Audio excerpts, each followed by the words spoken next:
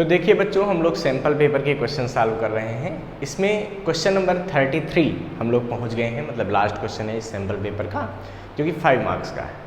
इस पर हम लोग ध्यान देते हैं, थोड़ा ज़्यादा डिस्क्रिप्शन करना होता है, क्योंकि 5 मार्क्स की क्वेश्चन में आपको 10 मिनट से ज़्यादा का टाइम देना ही चाहिए। ठीक है, चलिए क्वेश्चन नंबर 33 ट्राई करते हैं। क्वेश्चन नंबर 33 ये है कि, तो हम लोग इसका पहले ए पार्ट सॉल्व करेंगे, फिर बी, फिर सी, एक एक पार्ट हम सॉल्व करके आपको दिखाएंगे। ठीक है, तो पहला पार्ट सॉल्व करते हैं। 33 का ए पार्ट ये है कि, draw graph showing the variation of inductive reactance and capacitive reactance with frequency of applied source. तो देखिए बच्चों, इस क्वेश्चन में हमसे कह रहे हैं कि हमको इंडक्टिव रिएक्टेंस और कैपेसिटिव रिएक्टेंस में वेरिएशन दिखाना है। किससे? फ्रीक्वेंसी के साथ। अच्छा, पहले तो बात करो इंडक्टिव रिएक्टेंस होता क्या है। जब किसी एक इंडक्टर को, मतलब एक कॉइल को, किसी एसी सोर्स के साथ लगाते हैं, ठीक है, ये लगा दिया V0 sin ओमेगा टी के साथ, तो ये अपना कुछ रेजिस्टेंस प्ले करता है। उस रेजिस्टेंस को हम लोग लिखते हैं एक्सेल से। किससे लिखते हैं? एक्सेल से। भाई जब यहाँ वोल्टेज लगाओगे तो यहाँ कुछ करंट फ्लो होगी ना, मान लो उस समय इंस्टेंटेनियस करंट आई, तो यहाँ एक रेजिस्टेंस ये ऑफर करता है। वो जो रेजिस्टेंस होता है उसको V/I के बराबर होता है, या V0/I0 बराबर होता है। ये पीक वैल्यू ऑफ वोल्टेज है, ये पीक वैल्यू ऑफ करंट है। ठीक है, तो एक्सेल आ जाता है। एक्सेल का जो रियल फार्मूला है वो बच्चों होता है 2πfL। क्या होता है? 2πfL। ये है एक्सेल, यानी कि इंडक्टिव रिएक्टेंस। तो एक्सेल क्या होता है? Inductive reactance. हमको इसका वेरिएशन देखना है फ्रीक्वेंसी से। तो देखो एक्सेल का क्या हो रहा है, डायरेक्ट डिपेंड कर रहा है F पर। इसका मतलब जैसे जैसे फ्रीक्वेंसी बढ़ेगी वैसे वैसे एक्सेल बढ़ेगा। यानी कह सकते हो y बराबर mx टाइप का ग्राफ है ना, y बराबर mx टाइप का। क्यों? एक्सेल बराबर 2πL इंटू एफ टाइप का। तो इसका बेटा जो वेरिएशन बनता है एक्सेल और एफ का, वो कुछ ऐसा बनता है। इधर एक्सेल फिर एफ, ऐसा स्ट्रेट लाइन। ये हो गया एक्सेल और एफ का ग्राफ। ठीक, कभी पूछ दिया जाए इसका स्लोप क्या होगा, तो स्लोप इस कर्व का क्या होगा बताओ। स्लोप का मतलब समझते हो ना, tan थीटा। तो एक्सेल अपान एफ, तो क्या बराबर होगा? 2πL के बराबर होता है। कितना होता है?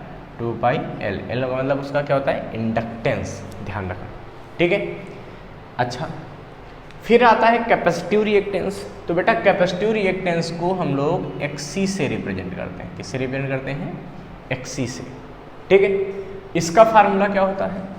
तो होता क्या है कि जब किसी कैपेसिटर को हम किसी AC सोर्स के साथ कनेक्ट करते हैं, तो कैपेसिटर यहाँ पर एक रेजिस्टेंस ऑफर करता है अपनी तरफ से। ठीक है, जिसको हम लोग लिखते हैं XC से। भाई यहाँ कुछ करंट फ्लो होती है, तो इसका V/I जो होता है वो किसके बराबर होता है? XC। ठीक है, आगे चल के इसको V0/I0 भी लिखते हैं, जहाँ V0 peak value of voltage, Y0 peak value of current होती है। XC का बच्चों रियल फार्मूला आता है XC बराबर 1/ωc है। ओमेगा होता है एंगुलर फ्रीक्वेंसी, यानी कि 1/2πfc। हमको बच्चों XC का F से वेरिएशन देखना है। तो देखो इसको आप ऐसे भी तो लिख सकते हो, XC इंटू F बराबर 1/2πc। दिए गए सर्किट के लिए कैपेसिटर तो सेम रहता है, तो मतलब XC इंटू F बराबर कॉन्स्टेंट, इस टाइप का। तो XY equal to constant type का हो गया ग्राफ। ठीक है, XC इंटू F बराबर कॉन्स्टेंट। तो XC और F का ग्राफ कुछ ऐसे होता है, इधर XC इधर F और ये ग्राफ ऐसे। ठीक है, मतलब हम कह सकते हैं यहाँ पे कि XC is proportional to 1/F। जैसे जैसे फ्रीक्वेंसी बढ़ेगी वैसे वैसे XC की वैल्यू घटेगी, जबकि यहाँ उल्टा हो रहा था, यहाँ फ्रीक्वेंसी बढ़ेगी तो XL की वैल्यू बढ़ेगी। ठीक है, तो ये हो गया variation of inductive reactance and capacitive reactance with frequency. इसको फटाफट नोट कर लीजिए। तो देखिए बच्चों, क्वेश्चन नंबर 33 का सेकेंड पार्ट यानी कि बी पार्ट ये है कि, draw the phasor diagrams of LCR circuit connected to an AC source. Okay, तो देखिए बच्चों, इस क्वेश्चन में हमको LCR सर्किट का फेजर डायग्राम ड्रा करना है। ठीक है, तो पहले हम समझते हैं ये फेजर डायग्राम क्या है। तो बच्चों ये अगर एक सर्किट में L इंडक्टर, C कैपेसिटर और R रेजिस्टेंस, ठीक है, अल्टरनेटिंग करंट सोर्स के साथ लगा देते हैं। ये कौन सोर्स है? ये AC सोर्स है, ठीक है। इसकी इक्वेशन होती है V बराबर V0 साइन ओमेगा टी, मतलब ये वेरिएबल वोल्टेज यहाँ से देगा, t टाइम पे V वोल्टेज है, ठीक है। इसका अपना तुमको पता है इंडक्टेंस कुछ होता है L, इसका कैपेसिटेंस होता है C, इसका रेजिस्टेंस होता है R। तो बच्चों यहाँ पर कुछ पोटेंशियल ड्रॉप हो जाता है भाई, जब वोल्टेज लगाओगे तो यहाँ कुछ करंट फ्लो होगी, ये इंस्टेंटेनियस करंट हो गई आई, ठीक है। तो यहाँ एक वोल्टेज लगेगा VL, वोल्टेज एट इंडक्टर, यहाँ एक वोल्टेज लगता है VC, वोल्टेज एट कैपेसिटर, और यहाँ एक वोल्टेज लगता है VR, वोल्टेज एट रेजिस्टर।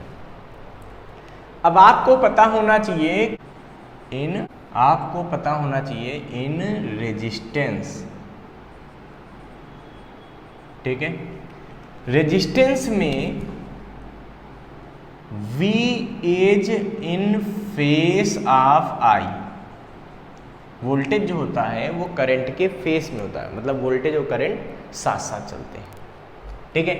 मतलब जिधर करंट बनेगी, अगर ऐसे करंट बनाओगे तो VR भी इधर ही कहीं बनेगा, तो VR और I दोनों सेम फेस में, एक साथ साथ सेम फेस में होते हैं, ठीक है। इन इंडक्टर में क्या होता है, मतलब इस कॉइल में क्या होता है, इसमें बच्चों आपको पता होगा वोल्टेज लीड करता है बाई I विद फेस, कितने फेस से? π/2 से, ठीक है। जो लीड करता है वो बच्चों y एक्सिस पे रहता है, और जो लैग्स करता है वो x एक्सिस, मतलब I इधर रहेगा तो VL इधर रहेगा। तो ध्यान रखेंगे कि अगर I इधर है तो VL इधर है, क्यों? क्योंकि ये लीड करता है, कितने एंगल से लीड करता है उतने एंगल पे y एक्सिस में जाएगा, तो किधर जाएगा? 90 डिग्री, ठीक है। तो अगर इसका I इधर है तो VL इधर होगा।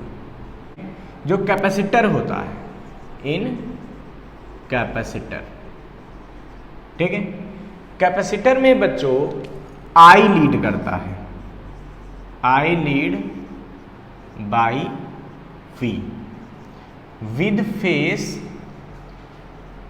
π/, ठीक है। वो मतलब है कि इस सिचुएशन में अगर I x एक्सिस में है तो वोल्टेज कहाँ जाएगा? -y एक्सिस, क्यों? जो लैग्स करता है वो माइनस में चला जाता है। अगर एक चीज़ x में है तो दूसरे को लीड करती है तो +y की तरफ जाएगी, और लैग्स करेगी तो -y, तो ये VC इधर जाएगा, ठीक है। कितने एंगल से? 90 डिग्री से। अब इन तीनों को मिला के इसका फेजर डायग्राम बनेगा, ठीक है भाई। अगर हम ऐसा सपोज कर लें कि करंट इधर है, ठीक, तो सोचो VL किधर जाएगा? इंडक्टर का वोल्टेज इधर जाएगा, बिल्कुल, ये VL हो गया, ये इतना कितना हो गया? ये हो गया VL, ठीक। VC कहाँ जाएगा? जब करंट इधर है तो VC कहाँ जाता है? नीचे, तो VC कहाँ जाएगा? नीचे, ये हो गया VC। VR कहाँ जाएगा? तो भाई VR तो इधर जाएगा करंट की डायरेक्शन में, ये हो गया VR, यानी कि इधर बनेगा VL, इधर बनेगा VR, इधर बनेगा VC, ठीक है। तो VL और VC का जो नेट वोल्टेज होता है वो कितना होगा? वो ये होगा, वो क्या होगा? ये वाला VL माइनस VC। देखो दो वेक्टर हैं अपोजिट में, यहाँ से एक इधर एक इधर, दोनों का रिजल्टेंट ये आएगा, तो VL और VC का रिजल्टेंट ये आएगा, VL माइनस VC। इनको ऐसे मिला दो, ये नेट वोल्टेज आएगा, ये क्या आएगा? नेट वोल्टेज जो लगाया गया है, वोल्टेज ऑफ द सोर्स। ये बच्चों फेजर डायग्राम हो गया। 1 मार्क्स का क्वेश्चन है तो इतना ही करके छोड़ देंगे यहाँ पे। अब मान लीजिए यहाँ से आपको नेट वोल्टेज निकालना होता तो हम कैसे निकालते हैं? तो नेट वोल्टेज V बराबर क्या आएगा? V voltage of the source root में VR² plus VL minus VC का होल स्क्वायर। क्यों? क्योंकि दो वेक्टर 90 डिग्री पे हैं, तो उनका रिजल्टेंट कैसे आएगा? V R square plus V L minus V C का होल स्क्वायर। ठीक है, अब आपको पता है बच्चों कि वी आर की वैल्यू क्या होती है, वी आर होता है आई आर, वी सी क्या होता है बच्चों आई इंटू एक्स सी, जहाँ एक्स सी क्या होता है कैपेसिटिव रिएक्टेंस, वी एल क्या होता है आई इंटू एक्सएल, एक्सएल क्या होता है इंडक्टिव रिएक्टेंस। तो सारी वैल्यू पुट कर दो तो वी बराबर क्या आ सकता है रूट में आई इंटू आर का होल स्क्वायर प्लस आई इंटू एक्सएल माइनस आई इंटू एक्स सी पूरे का होल स्क्वायर। ठीक है, यहाँ से आई स्क्वायर कॉमन ले लो, यहाँ से भी आई स्क्वायर कॉमन ले लो, तो बाहर आ जाएगा रूट के आई, वो नीचे आ जाएगा, वी अपान आई बराबर क्या बचेगा रूट में R square plus XL minus X C का होल स्क्वायर। इस वी अपान आई को बच्चों हम लोग बोलते हैं जेड। जेड क्या होता है, जेड होता है इम्पीडेंस। क्या होता है इम्पीडेंस। अच्छा, तो जेड का ये फार्मूला आ गया R square plus XL minus X C का होल स्क्वायर। बच्चों हम चाहें तो एक्सएल का भी फार्मूला रख सकते हैं। एक्सएल का फार्मूला क्या होता है ओमेगा एल, एक्सी का फार्मूला क्या होता है 1 अपान ओमेगा सी। तो जेड का एक ये भी फार्मूला आ सकता है, क्या आ सकता है देखो R square plus omega L minus 1 upon omega C पूरे का होल स्क्वायर, वो भी कैसा रूट में। ये भी इम्पीडेंस का फार्मूला हो सकता है। ठीक है, इसको फटाफट नोट कर लीजिए बच्चों। तो देखिए बच्चों सीबीएसई बोर्ड के सैंपल पेपर का क्वेश्चन नंबर 33 का थर्ड पार्ट ये है कि when an alternating voltage of 220 volt is applied across a device X, a current of 0.25 ampere flows which lags behind the applied voltage in the phase by pi by 2 radian. If the same voltage is applied across another device Y, the same current flows, but now it is in the phase of applied voltage. Name the device X and Y. Calculate the current flowing in the circuit when the same voltage is applied across the series combination of XY. तो बच्चों देखिए यहाँ पे हमको दिया है कि एक डिवाइस X है और एक डिवाइस Y। जब X डिवाइस को 220 वोल्ट के साथ जोड़ते हैं तो वहाँ पर करंट फ्लो होता है 0.25 एम्पियर की, वो भी कैसा आई लैग्स बिहाइंड द वोल्टेज। ठीक है, जबकि इसमें दिया है कि जब y कोई डिवाइस है जो मतलब कुछ भी हो सकता है, ये LCR में तीनों में से कुछ भी हो सकते हैं सब। ठीक है, और वहाँ पे जब 220 वोल्ट लगाते हैं तो करंट फ्लो होती 0.25 एम्पियर और दिया है कि V2 and I2 are in same phase, मतलब इस सिचुएशन में सेम फेज में रहते हैं। तो हमको पहचानना है कि x क्या है y क्या है। बच्चों देखिए आपको पहचानने के लिए सबसे पहले ये पता होना चाहिए कि in R V and I are in same phase. ठीक है, फिर सेकंड जो पार्ट है वो L में है, इंडक्टर में। इन L मतलब inductor V leads by I with phase pi by 2। In C in capacitance, ठीक है, I leads by V with phase pi by 2। मैंने आपको ये भी समझा रखा है कि जहाँ पर वोल्टेज लीड करेगा समझो वहाँ करंट क्या करता है लैग्स करता है। मतलब इसमें मैं उल्टा भी बोल सकता था, मैं बोल सकता था इंडक्टर में कि I lags by V with phase pi by 2। इसमें मैं ऐसे भी कह सकता हूँ V लैग्स, भाई जब एक चीज लीड करेगी तो दूसरी क्या करेगी लैग्स करेगी। ठीक है, by I with phase pi by 2। पहले तो ये बात समझ लीजिए। ठीक है, और जब पहचान लोगे डिवाइस तब आपको बताना है कि अगर इन x और y को सीरीज में लगा दें तो करंट कितनी होगी उस सिचुएशन में, और सेम 220 वोल्ट से जोड़ना है सीरीज में लगा के। ठीक है, पहले डिवाइस पहचानो।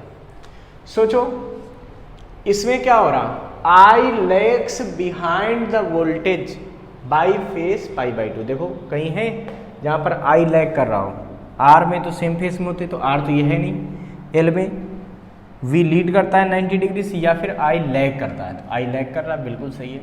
मतलब एक्स हो गया बच्चों इंडक्टर, एक्स क्या हो गया, एल, एल का मतलब इंडक्टर, तो एक्स हो गया इंडक्टर। पहचान लिया हमने कि एक्स क्या है, एक्स है इंडक्टर। अच्छा वाई क्या है, तो वाई में देखो क्या हो रहा है, वी और आई सेम फेस में, सेम फेस में किस में होते हैं भाई, आर में होते हैं। इसका मतलब ये वाई क्या हो गया, वाई हो गया आर, आर का मतलब रेजिस्टर, तो वाई क्या हो गया आर, आर का मतलब रेजिस्टर यानी कि रेजिस्टेंस। तो बेटा आपको यहाँ पर एल पता चल गया, एक्स है, ठीक है, यानी कि इंडक्टर है, और वाई पता चल गया क्या है, रेजिस्टर। अब कह रहे हैं इन दोनों को सीरीज में जोड़ दो। तो बच्चों सीरीज में जोड़ने के लिए आपको इसका इंडक्टर का रेजिस्टेंस, इंडक्टर का रेजिस्टेंस क्या होता है, एक्सेल, मतलब इंडक्टिव रिएक्टेंस, वो पता होना चाहिए। रेजिस्टर का रेजिस्टेंस यानी कि आर पता होना चाहिए, ठीक है। तो इंडक्टिव रिएक्टेंस हम कैसे निकाल सकते हैं, सोचो।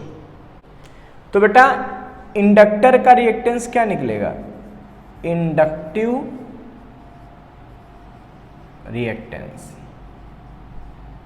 तो एक्सेल कैसे निकलेगा, पहले वाले का है, तो इसके रिएक्टेंस को लिखते हैं एक्सेल से। ये क्या होता है, V अपान आई, तो पहला है वोल्टेज V1 लगाया था, करंट उसमें I1 थी। इसको सॉल्व करो क्या आएगा, 220 वोल्ट अपान 0.25, या एक्सेल आ जाएगा यहाँ पे, इसको डिवाइड कर लो भाई, पॉइंट हटाओगे तो 0 बढ़ेंगे, 25 से डिवाइड करो, 8 टाइम्स, फिर 8 टाइम्स, फिर 0, यानी कि 880 ओम, ये एक्सेल आ गया। ये क्या आ गया, एक्सेल, मतलब इंडक्टर का रिएक्टेंस, जो वो अपना रेजिस्टेंस ऑफर करता है इंडक्टर, वो इस सोर्स के लिए, ठीक है। अच्छा रेजिस्टेंस ऑफ वाई, ठीक है, ये इंडक्टिव रिएक्टेंस किसका था, ये एक्स वाले डिवाइस का था, ये इंपॉर्टेंट बात है।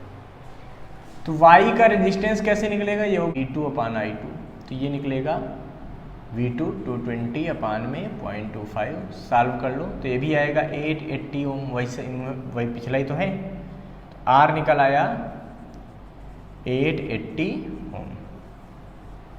अब अगला पार्ट हमसे कह रहे हैं कि अगर x और y को सीरीज में ऐड करते हैं, बच्चों देखिए x और y को क्या करना है, सीरीज में ऐड कर देना है।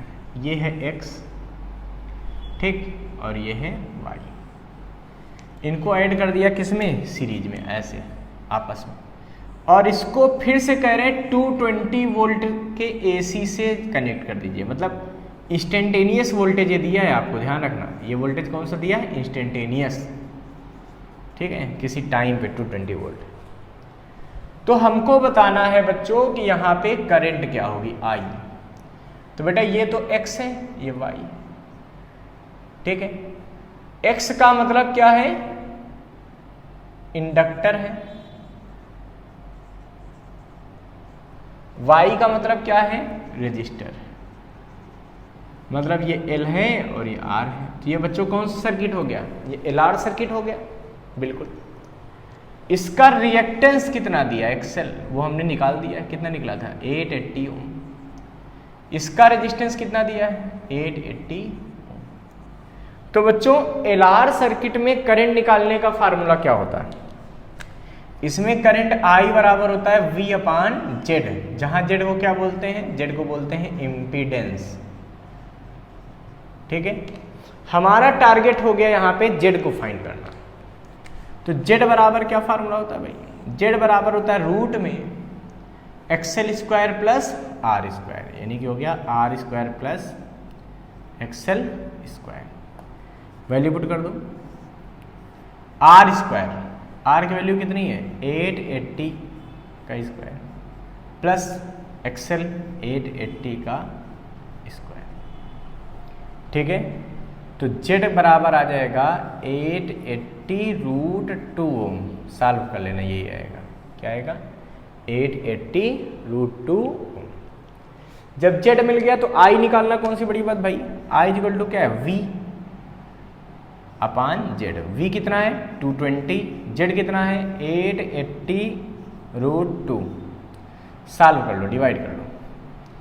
इससे इसको काटोगे 4 टाइम जाएगा। I बराबर क्या आएगा?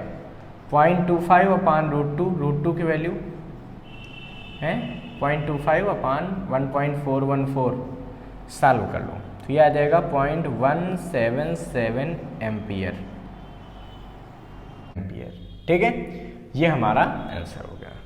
तो इसका मतलब जब हम x और y को सीरीज में लगाएंगे, यानी कि x क्या था? इंडक्टर, और y क्या था? रजिस्टर, तो 220 वोल्ट के इंस्टेंटेनियस वोल्टेज से ही जो करंट हमको मिलेगी वो 0.177 एम्पियर मिलेगी।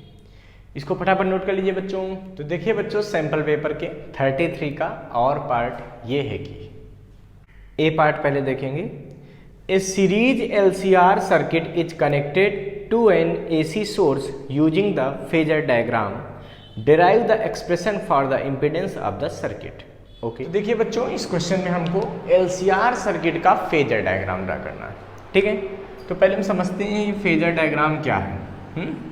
तो बच्चों, ये अगर एक सर्किट में L इंडक्टर, C कैपेसिटर और R रेजिस्टेंस, ठीक है, अल्टरनेटिंग करंट सोर्स के साथ लगा देते हैं। ये कौन सोर्स है? ये AC सोर्स है। ठीक है, इसकी इक्वेशन होती है V बराबर V0 साइन ओमेगा टी। मतलब ये वेरिएबल वोल्टेज यहाँ से देगा, t टाइम पे V वोल्टेज है। ठीक है, इसका अपना तुमको पता है इंडक्टेंस कुछ होता है L, इसका कैपेसिटेंस होता है C, इसका रेजिस्टेंस होता है R। तो बच्चों, यहाँ पर कुछ पोटेंशियल ड्रॉप हो जाता है भाई। जब वोल्टेज लगाओगे तो यहाँ कुछ करंट फ्लो होगी, ये इंस्टेंटेनियस करंट हो गई आई। ठीक है, तो यहाँ एक वोल्टेज लगेगा VL, वोल्टेज एट इंडक्टर।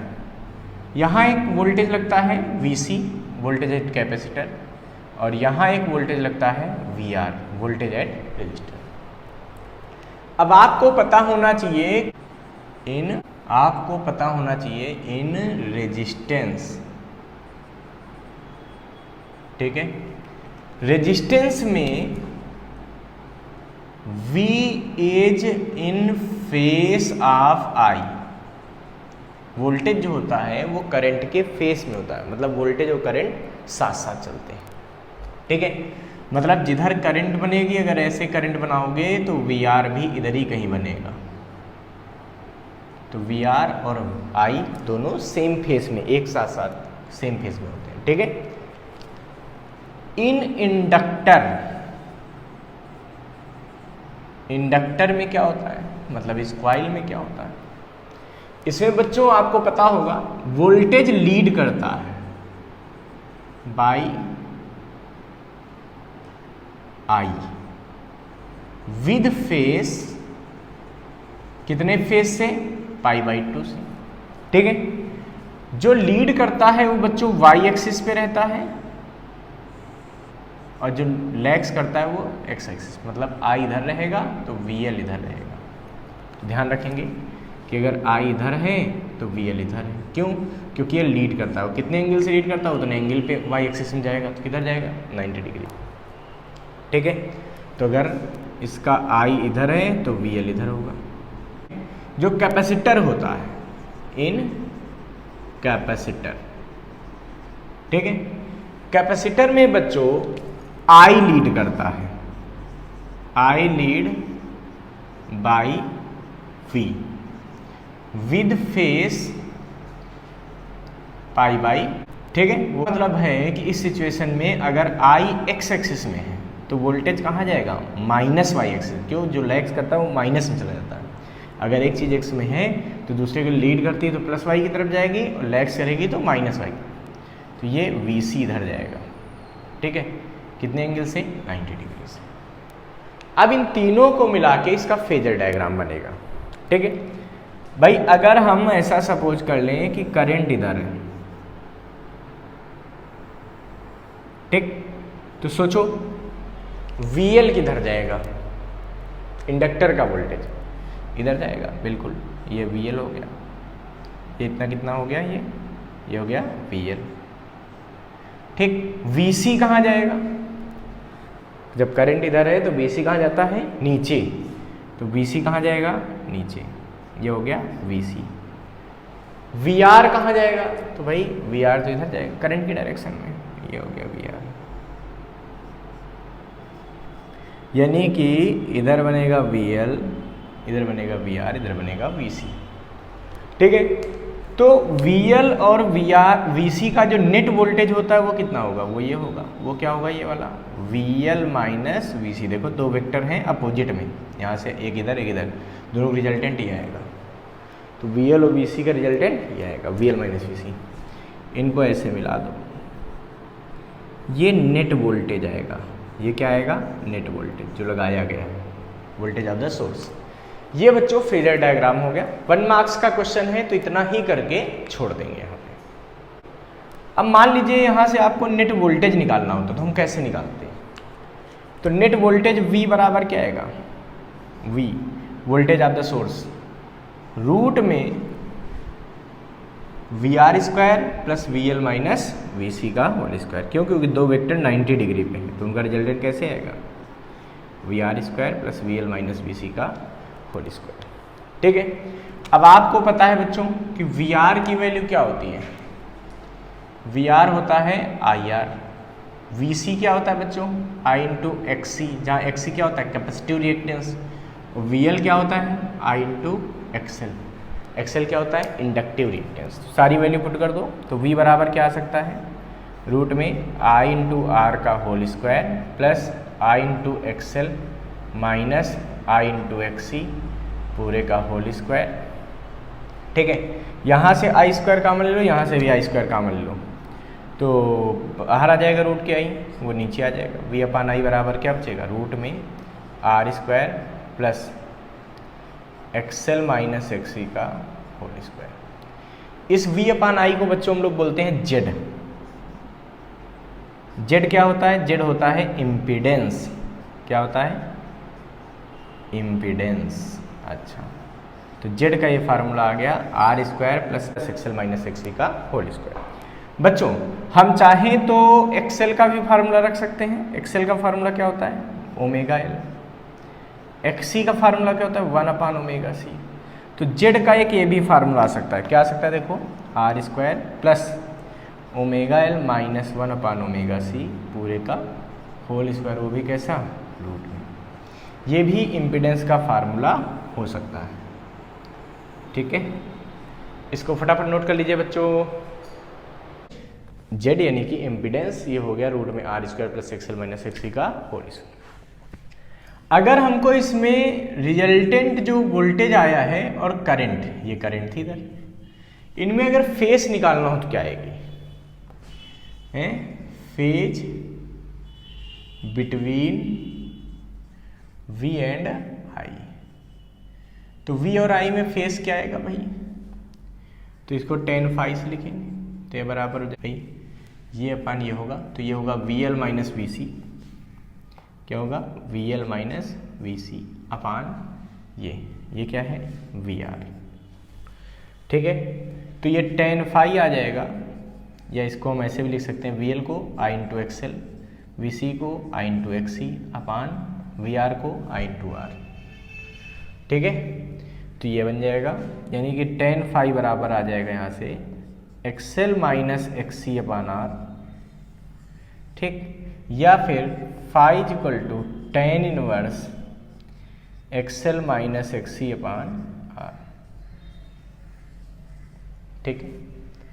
अगर हम XL की जगह ओमेगा L, XC की जगह 1 अपान ओमेगा C रख दें तो ये एक फार्मूला ये भी हो सकता है, phi बराबर tan inverse omega L minus 1 upon omega C अपान R, ठीक है। ये फार्मूला भी लिखा जा सकता है, ये फेज डिफरेंस का फार्मूला हो गया। इसमें बच्चों V लीड कब करेगा LCR में, कब I लीड करेगा, तो कंडीशन पता होनी चाहिए। जब VL वेक्टर बड़ा होगा तो V लीड करेगा, और जब VC बड़ा होगा VL से तो क्या होगा, I लीड कर जाएगा। ठीक है, ध्यान रखना।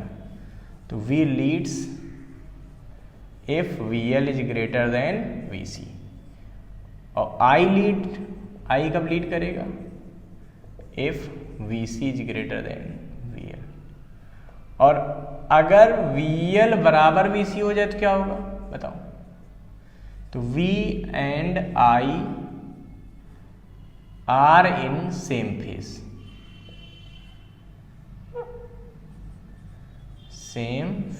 सेम फेज में कब होंगे, जब VL बराबर VC हो जाए। ठीक है, तो ये ध्यान रखिएगा, इसको फटाफट नोट कर लीजिए। तो देखिए बच्चों, सैंपल पेपर में क्वेश्चन नंबर 33 के और का नेक्स्ट पार्ट यानी कि सेकंड पार्ट बी पार्ट ये है कि plot a graph to show the variation of current and frequency of an AC source explaining the nature of its variation for two different resistances R1 and R2, R1 is less than R2 at resonance. Okay, तो देखिए बच्चों, इस question में हमसे कह रहे हैं कि अगर एक LCR सर्किट रेजोनेंस में है, ठीक है, तो हमें दो अलग अलग रेजिस्टेंस लगा के, मतलब जैसे L और C को सेम रखो, रेजिस्टेंस को अलग अलग चेंज कर करके, ठीक है, लगा के हमको रेजोनेंस की कंडीशन में I और F का वेरिएशन दिखाना है, करंट का फ्रीक्वेंसी से वेरिएशन दिखाना है। बच्चों, रेजोनेंस होता क्या है पहले ये समझो।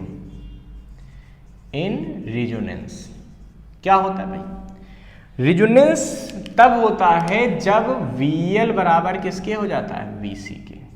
मतलब जब फ्रीक्वेंसी ऑफ AC सोर्स becomes equal to the frequency of circuit, then the circuit is called in resonance. तो सर्किट रेजोनेंस कब होता है, जब सोर्स की फ्रीक्वेंसी सर्किट की फ्रीक्वेंसी के इक्वल हो जाती है, और इस सिचुएशन में VL बराबर किसके होता है, VC के।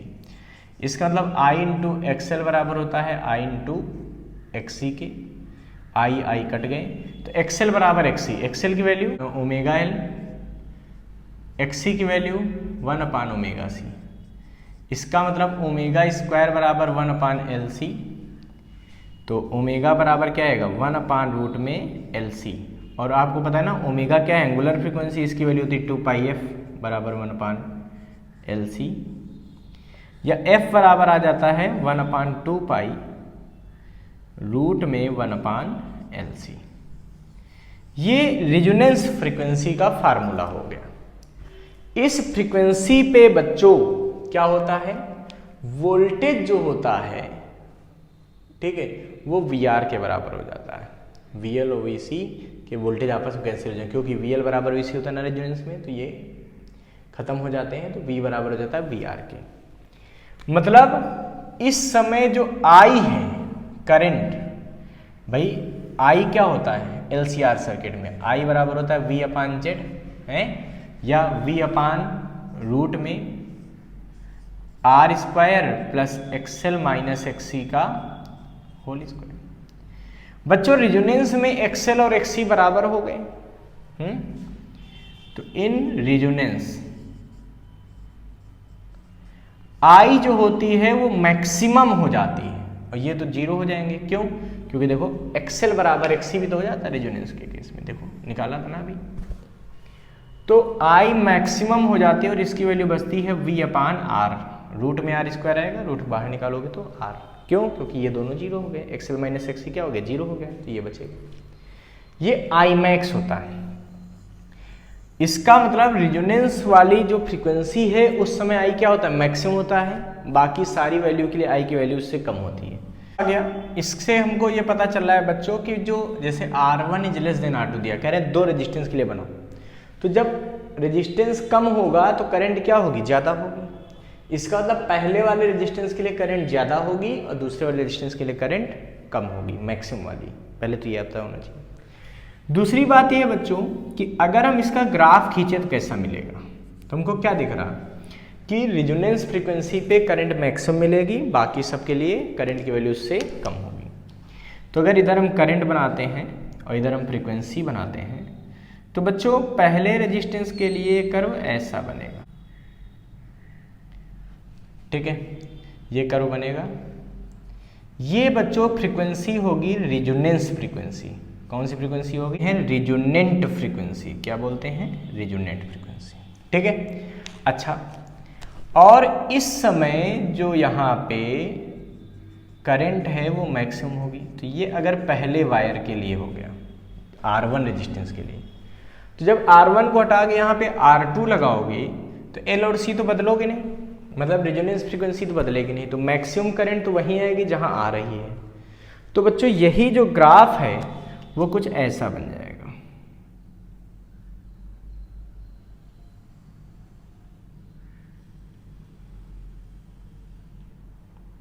कुछ ऐसा, ठीक है। मतलब ये करंट हमेशा उससे थोड़ी सी तो कम रहेगी ये Imax 2 हो गई, दूसरी करंट हो गई मैक्सिमम वाली। क्यों? क्योंकि रेजिस्टेंस ज़्यादा है तो करंट कम मिलेगी। तो ये R2 रेजिस्टेंस के लिए ग्राफ हो जाएगा और ये R1 के लिए हो जाएगा। तो ऐसे दो ग्राफ बन जाएंगे यहाँ पे, ठीक है। तो R1 और R2 के लिए ग्राफ बन गए, क्लियर है। तो ये हमारे दो ग्राफ बन गए R1 और R2 रेजिस्टेंस के लिए। ध्यान रखना R2 के लिए मैक्सिमम करंट कम होगी, क्यों? क्योंकि R2 ज़्यादा है तो मैक्सिमम करंट उसकी कम होगी, ठीक है। R1 की ज़्यादा होगी, इसकी शार्पनेस R1 की ज़्यादा होगी। क्यों? करंट जितनी ज़्यादा होती शार्पनेस उतनी ज़्यादा बढ़ती जाती है, ठीक है। ये हमारा कर्व हो गया। इसको फटाफट नोट कर लीजिए।